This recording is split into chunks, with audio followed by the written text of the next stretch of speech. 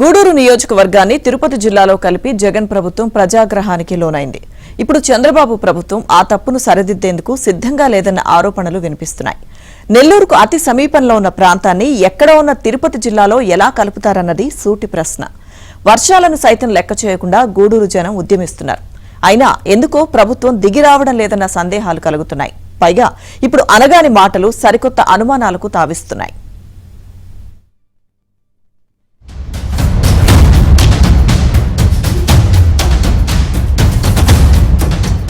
ఉమ్మడి నెల్లూరు జిల్లాలో గూడూరు నియోజకవర్గం ఓ విభిన్నమైనది.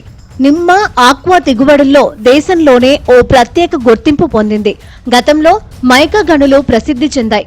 ఇప్పుడిప్పుడే ఈ ప్రాంతం అభివృద్ధి చెందుతూ వడివడిగా ముందుకు అడుగులు వేస్తోంది.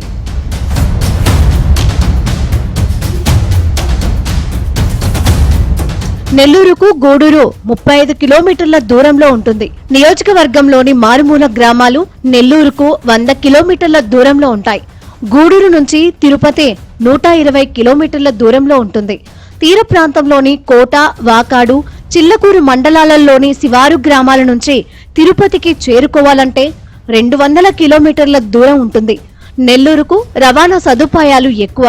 ప్రస్తుతం నిర్మిస్తున్న సాగరమాల హైవే రోడ్డుతో తీర ప్రాంత శివారు గ్రామాల నుంచి నెల్లూరు దగ్గరవుతుంది. గూడూరు నుంచి తిరుపతి చేరుకోవాలంటే మాత్రం దేవుడు కనిపిస్తాడు.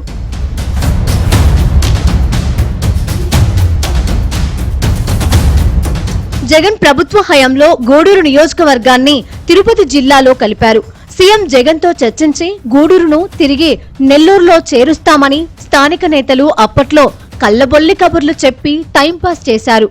ప్రస్తుత మంత్రివర్గ ఉపసంఘం కూడా గూడూరు నియోజకవర్గాన్ని తిరుపతి జిల్లాలోనే కలుపుతూ డ్రాఫ్ట్ నోటిఫికేషన్ జారీ చేసింది.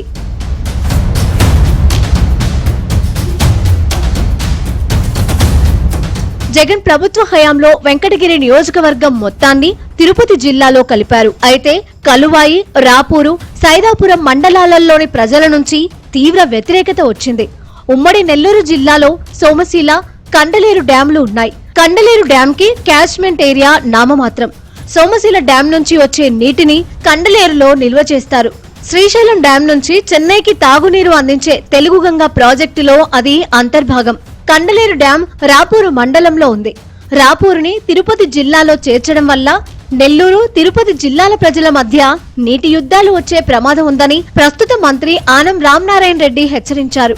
రాపూరు, కండలేరు, సైదాపురం మండలాలను నెల్లూరు జిల్లాలోనే ఉంచాలంటూ నాటి సీఎం జగన్ ని గట్టిగా నిలదీశారు. ప్రజలతో కలిసి పోరాటం చేశారు. దాంతో జగన్ ప్రభుత్వం దిగొచ్చింది. ఈ 3 మండలాలను నెల్లూరు జిల్లాలో ఉంచేలా తీర్మానించింది.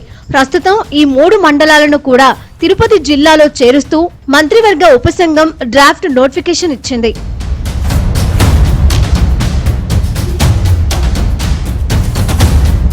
గూడూరు నియోజకవర్గంలోని ప్రాంతాలతో పాటు వెంకటగిరిలోని రాపూరు, కలువాయి, సైదాపురం మండలాలు నెల్లూరు జిల్లా కేంద్రానికి దగ్గరగా ఉన్నాయి. పిల్లల చదువులకు నెల్లూరులోని విద్యాసంస్థలపై ఆధారపడుతూ ఉంటారు. వైద్య అవసరాలకి కూడా నెల్లూరుకే వెళుతూ ఉంటారు. అనాదిగా ఈ ప్రాంతాలన్నీ నెల్లూరు జిల్లాలో అంతర్లీనమయ్యాయి. తిరుపతి రాయలసీమ ప్రాంతమని వారి అభిప్రాయం. అన్నింటికి మించి రాపూరు మండలం పెంచలకోనలోని శ్రీ పెనుశీల లక్ష్మీ నరసింహస్వామి ఆలయానికి నెల్లూరు జిల్లా వాసులు ఎక్కువగా వెళుతూ ఉంటారు. ఆ ఆలయం తిరుపతిలో కలిసిందనే విషయాన్ని నెల్లూరు జిల్లా వాసులు జీర్ణించలేకపోతున్నారు. షార్ రాకెట్ కేంద్రం, ప్రసిద్ధ ఆలయాలు, శ్రీ సిటీ, మాంబట్టు సెజ్జులు తిరుపతి జిల్లాలో కలిశాయి. అప్పట్లోనే నెల్లూరుకు తీవ్ర అన్యాయం జరిగిందనే భావన ప్రజల్లో ఉంది. గూడూరుని నెల్లూరులో కలిపితే త్వరలో రాబోయే సెజ్జులు దుగరాజపట్నం పోర్టు వంటి వాటితో కొంత ఊరట లభిస్తుందనేది చాలా మంది అభిప్రాయంగా తెలుస్తోంది.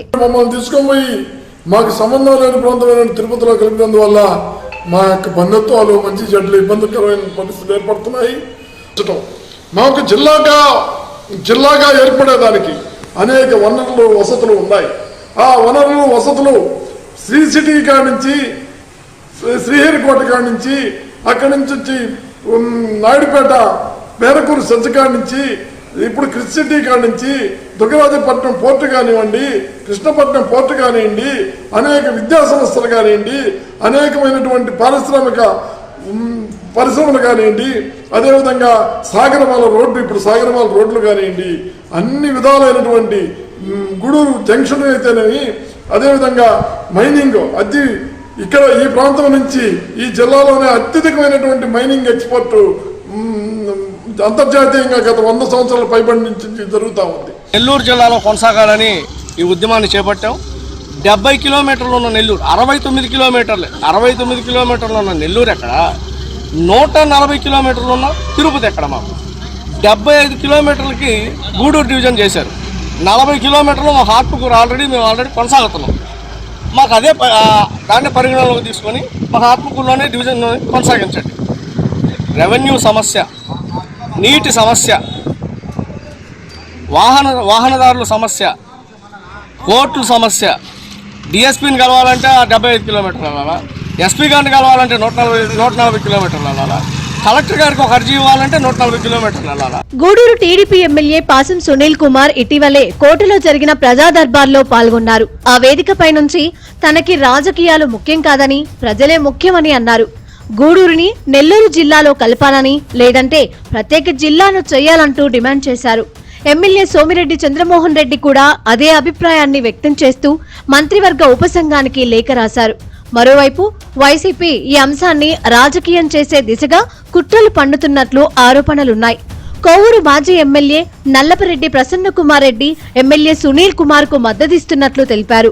అవసరమైతే తాను నిరాహార దీక్షకి దిగుతానని చెప్పారు.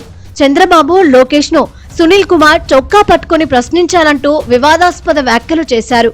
దానితో వైసీపీ ప్రభుత్వంలో ఏం చేశారంటూ సునీల్ కుమార్ ధీటుగా సమాధానమిచ్చారు.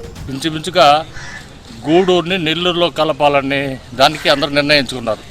అట్లాంటి దాన్ని ఎందుకు జరిగింది, ఏం జరిగిందో ఆనాడు జగన్మోహన్ రెడ్డి గారు, ఆ తర్వాత వచ్చినటువంటి ఎన్నికల ముందు చంద్రబాబు నాయుడు అయితే, లోకేష్ బాబు అయితేనేవి, అందరూ కూడా గూడూరుని నెల్లూరు కలుపుతారు లేదా జిల్లా చేస్తారు, అందరూ చాలా ఆశతో ఉన్నారు.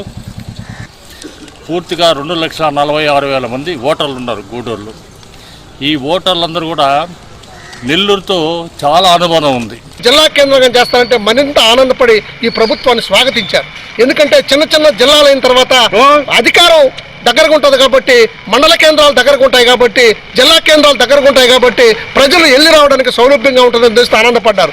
కానీ మా గౌరవ ఎమ్మెల్యే గారు కూడా సంతోషం ప్రకటించి ఇది నెల్లూరులో కలిసిపోయినటువంటి మెసేజ్ కింద దాకా వచ్చి మేము అభినందనలు కూడా తెలిపాం ఎమ్మెల్యే గారికి. మరి తెలిపిన మీదట చివరగా ఇది యథాతథంగా ఉంచారనేటువంటి ఒక వార్త ఈరోజు ప్రజల్ని కలిసివేసింది. గూడూరు ప్రజలందరూ కూడా దీన్ని పూర్తిగా వ్యతిరేకిస్తున్నారు. మేము విఘ్నులు, సీనియర్లు, గౌరవ ముఖ్యమంత్రి నారా చంద్రబాబు నాయుడు గారిని కోరుతున్నాం.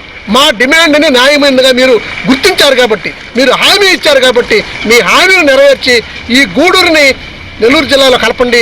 మరోపక్క దుగ్గరాజపట్నం ఓడరేవు ఉన్నందున గూడూరును తిరుపతి జిల్లాలో ఉంచడమే సరైన నిర్ణయమని మంత్రి అనగాని సత్యప్రసాద్ చెప్పారు.